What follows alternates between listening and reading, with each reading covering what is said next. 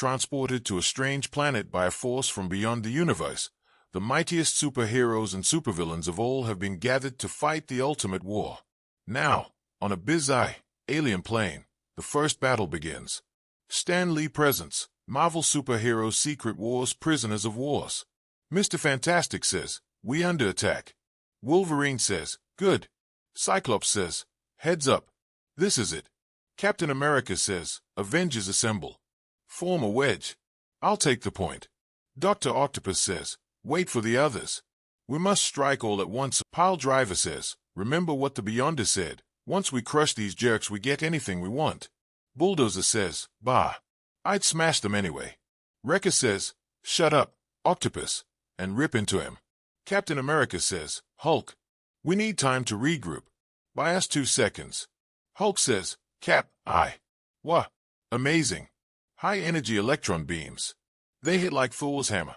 That's enough to batter any of senseless, except me, of course." Wolverine says, "Holy. Colossus is KO'd. Lockheed is still scrapping there. Get him, Dragon."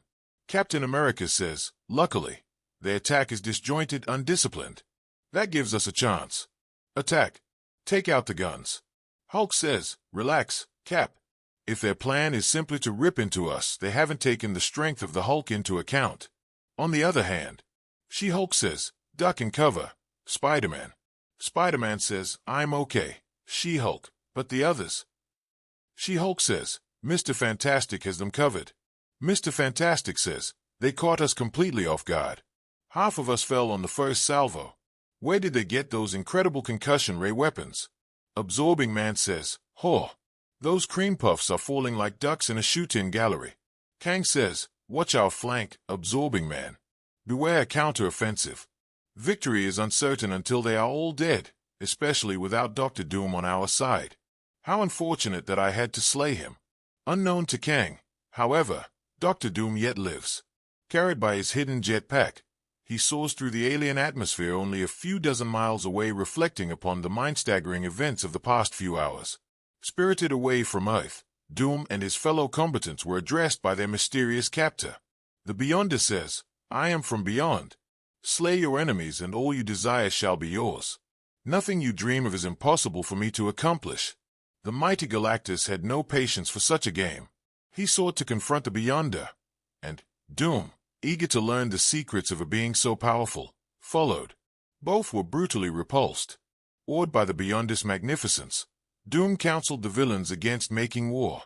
Dr. Doom says, "We have seen the power to end and begin universes.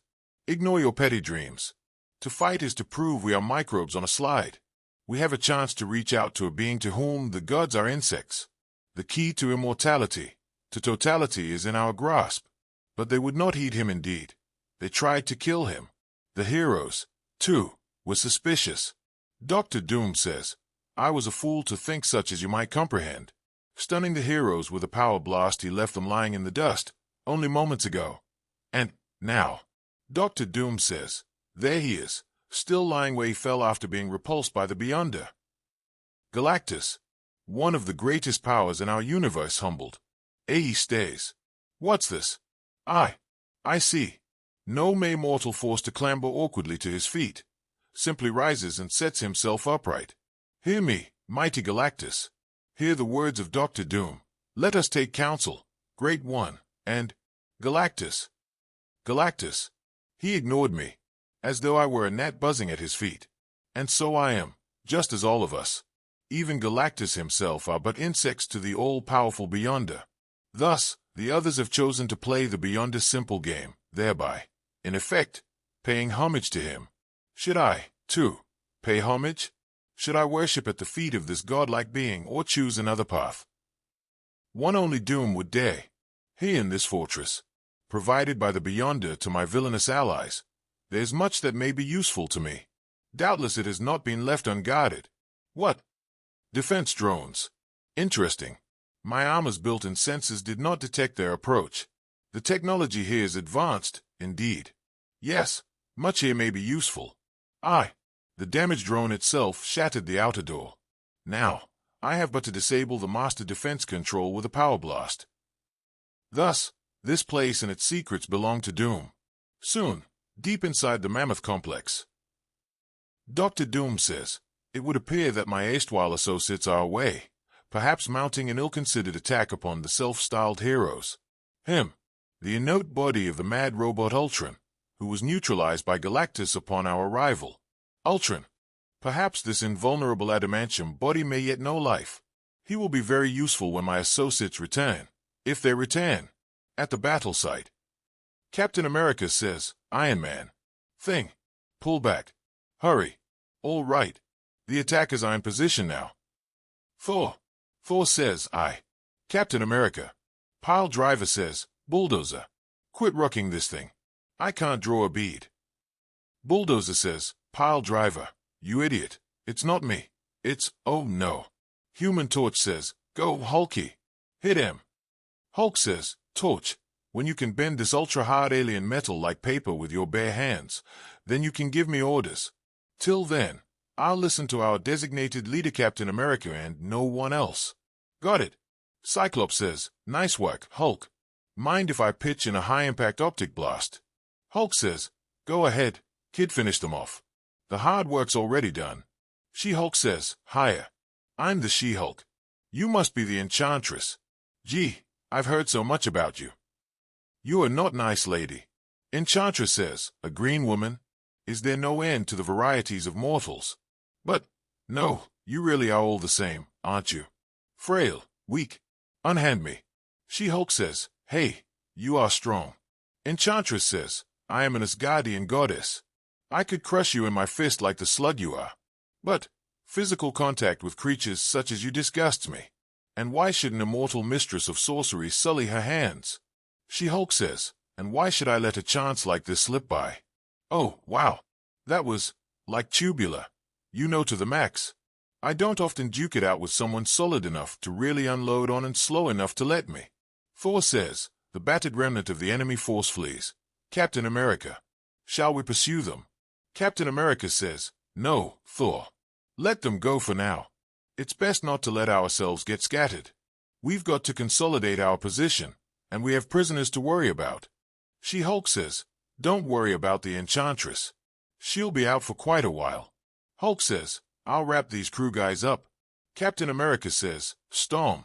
Do some reconnaissance. See if there's any defensible shelter around here. Storm says, very well. The air's thick on this world, yet easy to manipulate if one is a mutant weather witch. That is, these winds bear me aloft at my slightest whim. It is as if the Beyonder deliberately sought to provide ideal fighting conditions, which suits me fine. Soon. Storm says, well, Captain America, is that an adequate defensible shelter? Iron Man says, look at that place. It's bigger than the Pentagon. Hulk says, bigger than 54.5 Pentagons, I'd estimate. Thor says, odds blood. And Hulk says, it looks okay inside, Cap. But I suggest that I lead the way in, just in case. I'm the strongest and least vulnerable. Captain America says, Iron Man and Thor might argue with that, but I won't. Go ahead, big guy. Nightcrawler says, what's wrong with Colossus? Colossus says, I just realized. I haven't seen Kitty's dragon since the battle. If something happened to him, Kitty will be broken-hearted when we return to Earth. Wolverine says, what makes you think you're ever going to get back, kid? Forget the dragon. Sometime later. Mr. Fantastic says, prisoners secured. Cap. The prisoner detention system we found is very humane, basically a form of psychostasis. It works by controlling aggression through brainwave modulation. Sorry it took so long for me to figure out how to operate it. Captain America says, I doubt that any of the rest of us could have done it at all, Richards. Spider-Man says, whoops. Good thing the new, improved Hulk, with Dr. Bruce Banner's brain didn't hear that. He's so touchy lately. Mr. Fantastic says, I also found a healing device, a cell regenerator, in which I placed the Enchantress. She'd probably just wake up with a black eye. But you can't be too careful. That was an incredible blow to the head she took. Captain America says, it's no wonder that the name Mr. Fantastic is renowned for compassion as well as courage. You give added meaning to the word hero, Richards. Now, however, it's time to attend to our own needs. I'm satisfied that there's no immediate danger threatening us. Get everyone together in the large dome we discovered on the 451st level. And, so, Captain America says, we won the first skirmish, but not the war. Not by a long shot. Wolverine says, so let's go out and win it, already. Why are we sitting here?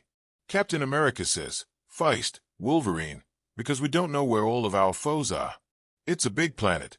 Galactus, Dr. Doom, the Molecule Man, Dr. Octopus, the Wrecker, the Absorbing Man, and Magneto are still out there. Any one of them is too dangerous to take lightly. We have an advantage now. Let's not blow it. Wolverine says, you're nuts, Flag Man. Captain America says, Iron Man, Torch, Thor. Patrol the fortress perimeter in a spiral pattern. Make sure we have a secure area within a 100-mile radius.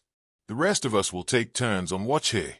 I'll need 2 details, one to check for suitable quarters, and one to find a mess hall and food if there is any. Soon. Human Torch says, do you guys think Cap's handling this right? Iron Man says, does Dr. J play round ball, Jr.? Meanwhile, many hundreds of miles distant, yet another massive structure broods over a terrifying terrain. A fortress claimed, by right of power, by the man called Magneto. Magneto says, how strange, how bizarre is this alien world. To think that here, in this weird, secret place, the fate of all existence hangs in the balance. I wonder, do the others feel the same sense of destiny that I feel? Not long ago, such a thought would have never occurred to me, that the hearts of ordinary men might share a feeling with the heart of one of the Homo superior race. Hours later, elsewhere, Molecule Man says, they're still not after us, are they? You don't see them, do you, Dr. Octopus? Dr. Octopus says, Molecule Man, I'm getting sick of your whining. Absorbing Man says, I'm sick of all of you. Wrecker says, relax. There's our little home away from home. We can rest, regroup, and figure our next move. Dr. Doom says, greetings. Welcome to Doombase. Absorbing Man says, look, it's Dr. Doomwimp. Dr. Octopus says, I thought Kang destroyed you. Wrecker says, looks like he didn't do such a good job. Absorbing Man says, yeah. Well, that can be fixed. Get out of our way, Rustbot, or I'll twist your tin nose off. Molecule Man says, what the Absorbing Man means is that we'd really like to come inside. We're exhausted. Right, Wrecker. Wrecker says, no, he meant what he said. Dr. Octopus says, Dr. Octopus now rules here. Doom. Dr. Doom says, I think not, Octopus. Dr. Octopus says, Ultron. You rebuilt Ultron. He serves you now. Dr. Doom says, absolutely indestructible, powerful beyond measure, armed with alien energies which even the Absorbing Man cannot absorb, and none of you can endure. He is mine to command. As are you. Absorbing Man says, or, who gives a hoot? I need a meal and sleep. You want to be in charge, Doom? Okay by me. Dr. Doom says, then, by all means, enter. Inside. Dr. Doom says, Molecule Man. Mr. Reese, I believe it is. I trust you were not inconvenienced. Molecule Man says, well, being absolute master of molecules, I can just assimilate molecules when I want, so I never have to be hungry, and I can just shoo away dead molecules, so I'm always nice and clean, but I am tired. Dr. Doom says, I have prepared a special chamber for you. I hope you like it. Molecule Man says, if not, I can always reconstruct the molecules. Absorbing Man says, why is Doomsy playing up to that little jerk? Wrecker says, sure he's a milksop, but I figure he's more powerful than all of us combined. Controlling molecules, he can do anything. Molecule Man says, things are going to be okay, now, with Dr. Doom in charge. I know. Absorbing Man says, grub in a sack. That's all I care about. Dr. Octopus says, you hold the cards, Doom, but I'd like to know your plans, and what happened to Galactus. Dr. Doom says, Galactus. There. He stands on a mountain top thus, over 4,000 miles distant. His purpose, I know not, though I have suspicions. And as for my plans, suffice it to say that the forces of Doom will triumph. Rest now, Otto Octavius. Dr. Octopus says, something tells me he's got ambitions that dwarf merely triumphing in the beyond this little contest. The question is whether he will destroy us in trying to achieve them or immediately after fulfilling them. Sometime later, as the alien semblance of night shrouds the fortress headquarters of the heroes, A lone figure riding magnetic lines of force silently approaches. No barrier denies him entrance. Sheer magnetic power reaches inside, silencing alarms and opening portals from within. And, thus, Magneto stalks the slumbering complex. Magneto says, "How convenient that the Beyonder arranged for this world to have nights and days approximating those on Earth." Meanwhile, elsewhere in the fortress, She-Hulk says, "What's wrong, Wasp?" Wasp says, "I'd be having tea in my studio now, Jenny, and lunch on my patio tomorrow. This, situation we're in, is kind of much, you know. I feel there's just a little thin wall inside me holding back a flood of despair." She-Hulk says, "My She-Hulk Buster aside, Jan, I gotta tell you it's all I can do to hold it together." "Really?" Wasp says, "It helps to know that, Jennifer. Thanks." At that moment, Magneto says, "There it is. The power core which energizes this entire installation. This should serve my purpose." Again, elsewhere, Cyclops says, "I was on my honeymoon. I wasn't even wearing my costume when I vanished, but I arrived in it." Mr. Fantastic says, "Interesting, Cyclops. Professor X said he wasn't in his wheelchair when he disappeared, though he arrived here in it. It's as though the Beyonder fixed little things that seem to be wrong, or missing.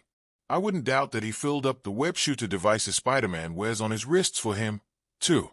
Cyclops says, "I don't know about you, Richards, but more than angry or afraid, I feel cheated. I was on the verge of real happiness. I never had much." The Thing says, "Can't watch the Mets game, so's I might as well take a little stroll." "Well, look here. Stretcho and that skinny X-Men kid, Cyclops. Maybe I'll just—" Cyclops says, Excuse me, Richards. I'm babbling like a fool." Mr. Fantastic says, "It's all right, son. Considering the circumstances, why not? When you're done, I'll take my turn. I miss my wife, too, terribly." The Thing says, "Thanks, guys. I almost managed to forget that I probably ain't ever gonna see Alicia again, and that it's probably best for her that way." And Magneto says, Yes, it will be very easy to manipulate the flux of this fusion generator, creating an impending catastrophe, a diversion which should bring most of the heroes running here, which will make it simple to accomplish my goal." Elsewhere, Spider-Man says, "You mean it doesn't shake you, Torch, being here? What if we don't get home?" Human Torch says, "The Fantastic Four have been off on space missions a couple of times, Spider-Man. We'll get back. Believe me." Spider-Man says, "Hey, wait. Something's wrong. I sense danger over there." Human Torch says, "That's the power plant. Flame on." Spider-Man says, "I'll go check it out, Torchy." Human Torch says, "And I'll drum up some reinforcements. Unless you want me to come with you. Webs. I mean, let's face it, you're used to handling muggers. This is high stakes." Spider-Man says, "I can take care of myself, Matchstick." "But, hurry, well why? Cyclops says, "What's that?" Mr. Fantastic says, "It's the FF signal. There must be trouble at the power dome. In seconds." Spider-Man says, "Hoo-hoo. Guys, it's Magneto." The Thing says, "Yeah, we figured that out, kid." Hawkeye says, "There he is. Grab him." Captain America says, "No. Look out. He's toppling those equipment banks." Iron Man. She-Hulk. Thing. Brace that stuff up or we'll be crushed. Magneto says, "None may touch the person of Magneto. This is not working out as I'd planned. No matter.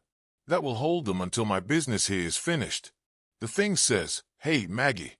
I ain't done trying to lay my dainty little paws on you yet." Wasp says, "Me neither. It's a cinch to slip through debris like that at wasp size." "Oh, goodness." Magneto says, "You are, of course, correct, madam. I shall have to pack debris much more tightly around you in order to contain you. Perhaps I should abandon my first plan. I have a better one now that I've captured the Wasp." The Thing says, "That what metal's slowing him down. Here's a sitting duck. A few more steps and I'll jump up right on his back. Oh, no. I've changed from the Thing back to plain Ben Grimm. But how? Why?" Moments later, Mr. Fantastic says, "Ben, you're human again.